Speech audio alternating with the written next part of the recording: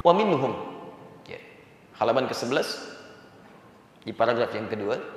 Dan di antara mereka yang menyimpang juga datang ke tanah Jawa membawa kepercayaan-kepercayaan yang menyimpang. Wa minhum abahiyuna, aliran abahiyun yang serba membolehkan, ya, yang serba membolehkan. Kita tuliskan.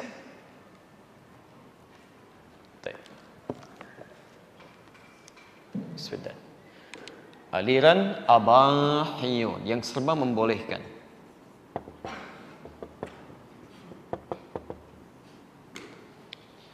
Baik, teman-teman dan pemirsa di rumah atau dimanapun Anda berada, bahasan kita ingat sekali lagi, ini bahasan ilmiah dengan dalil-dalil dan kajian-kajian yang matang dengan argumentasi yang coba dikuatkan secara ilmiah. Jadi kalau ini nanti dipersoalkan, kita bisa berdiskusi secara ilmiah. Terus ya? Tidak boleh kita menjelekan, mencelak dan sebagainya, tapi hanya menghadirkan nuansa ilmiah. Jadi dalam bingkai ilmiah, kalau nanti dipersoalkan, kita diskusikan dengan argumentasi yang baik. Ya.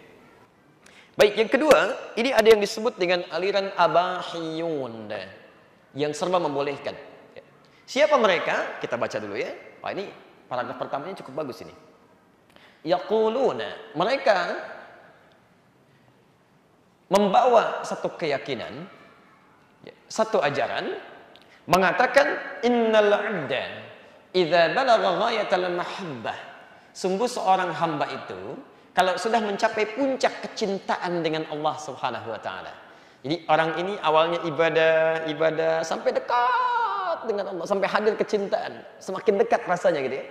Ada yang zikir, ada yang baca macam-macam, ada yang ibadah salat, sampai dia merasakan kenikmatan saking merasa dekat dengan Allah Subhanahu wa taala, seakan-akan sangat dekat. Ya.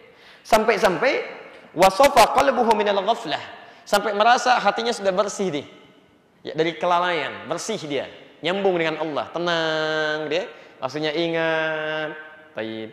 Wakhtaral imana 'alal kufri wal kufran, kemudian dia memutuskan untuk beriman, mengesampingkan kekufuran. Maksudnya orang ini orang beriman, latihan ibadah sampai merasa dekat dengan Allah Subhanahu wa taala. Coba Allahu akbar. Saking terlampau tingginya, ini konslet. Baik ya? Ini bahaya ini. Saqata anhul amru wan nahyu. Dia sampai menyimpulkan, kalau sudah saya semakin dekat dengan Allah, saking dekatnya saya sudah dicintai Allah. Kalau sudah dicintai, tidak berlaku lagi perintah dan larangan bagi saya. Konslet. Tidak berlaku perintah dan larangan untuk saya. Baik, Allah perintahkan salat, wa aqimus shalah. Itu buat Anda yang belum dekat, masih latihan. Kalau saya sudah dekat, ini jangan kaget nanti kalau ada orang yang masya Allah gitu kan, pakai jubah macam-macam, gelarnya macam-macam. Sekarang kan banyak ya. Saya agak bingung nih sekarang ini antara kiai dengan dukun itu bedanya tipis banget dari segi penampilan. Ya, ada yang pakai jubah, jubahnya kadang-kadang panjang, ada yang lebih besar dibandingkan Batman, macam-macam lah pokoknya itu. Ya, ada yang panggilannya kiai, aki, apalagi itu. Ada kanjeng, ada segala rupa gitu ya. Nah itu kalau masuk pada kategori seperti ini, dia misal, mohon maaf, tidak kelihatannya ibadah, tapi seperti orang alim, itu menyimpang. Itu menyimpang. Allahu akbar, Allahu akbar. Pak Kiai nggak sholat, kan sudah azan. Ade masih latihan. Kalau Pak Kiai jasadnya di sini, tapi rohnya sedang bersama Allah. Wah, Nabi aja masih sholat. Nabi, Rasul, manusia paling takwa di muka bumi, paling dekat dengan Allah. Sholat sunnah sampai bengkak-bengkak kakinya. Pak Kiai siapa? Ya surga belum jelas gitu kan. Anda bukan Nabi, bukan Rasul. Ya Allah, tidak ibadah, itu menyimpang. Jadi Anda kalau diajak latihan-latihan apapun di awal-awalnya ya, kemudian dihadirkan suasana kedekatan tertentu, tapi ujung-ujungnya nggak sholat, itu aliran menyimpang. Saya teruskan dulu, belum selesai. Nanti Anda akan menemukan kalimat yang sangat unik nih. Ya. Bahkan dia menyimpulkan wala yudkhiluhullahu an-nara birtikabil kabair. Bahkan kalaupun saya mengerjakan dosa yang dianggap besar, Allah nggak akan masukkan saya ke neraka. Saya akan dekat dengan Allah. Ya. Meninggalkan sholat itu dosa besar. Nggak Jumatan salahnya fatal. Orang ini nggak sholat nggak apa-apa katanya. Udah dekat dengan Allah kok. Apa ibadah dia? Nah, saya bacakan cepat. Wa ba'dhum yaqul, bahkan di antara mereka menegaskan bahwa, lihat kalimatnya, innahu tusqatu anhu al-ibadati adh-dhahirah. Bagi kami yang zahir-zahir kayak gini udah enggak berlaku, itu masih latihan.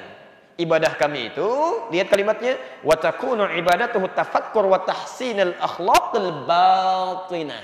Yang penting bagi kami itu, lihat, tahsinul akhlaqil batinah, tafakkur, kontemplasi, merenung, tapa, memperbaiki perilaku agar tidak menyimpang. Yang penting tidak mencela orang. Yang penting tidak mencelakai orang. Ya, enggak salat enggak apa-apa. Tahsinul akhlaqil batinah, yang penting batinnya itu baik, tenang. Maka dikenallah kemudian, karena batin yang jadi aspek utama, maka dikenal dengan aliran kebatinan. Yang lahir-lahir sudah lewat.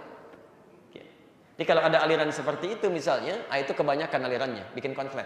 Ya, ini sholat sudah enggak, ya, udah macam-macam sudah tidak. Dia merasa sudah latihan. Ya, orang puasa 30 hari Ramadan, dia 40 hari. Pergi ke hutan sana kan, begitu pulang-pulang bawa keris. Masya Allah, macam-macam lah. Ya. Nah, tapi pada sisi yang tidak tepat, sholat sudah nggak dilakukan lagi, ibadah yang lain sudah nggak ada. Yang penting kita itu baik, tidak mencela orang, hati kita bagus. Ada yang seperti itu? 108 tahun yang lalu itu ada dan disebut menyimpang. Jelas ya? Saya bacakan fatwa ulama di sini. Fatwa ulama. Qala Sayyid Muhammad fi Syarh al-Ihya. Berkata Sayyid Muhammad dalam Syarah al-Ihya. Lihat kalimat ini, fatwa yang disampaikan oleh beliau. Wa hadza kufrun wa zindiqah wa dhalalah. Perbuatan semacam ini kufur, zindiqah, satu hal yang sangat fatal, menyimpang, keras, wa dhalalah, dan ini dhalalah, sesat. Jelas ya? Jadi jangan bangga kalau ketemu orang-orang yang kemudian mengatakan, "Wah, saya sudah puasa sekian puluh hari, saya sudah begini, saya sudah begini." Ente enggak sholat, sama aja kufur. Ya, itu menyesatkan. Jelas di sini?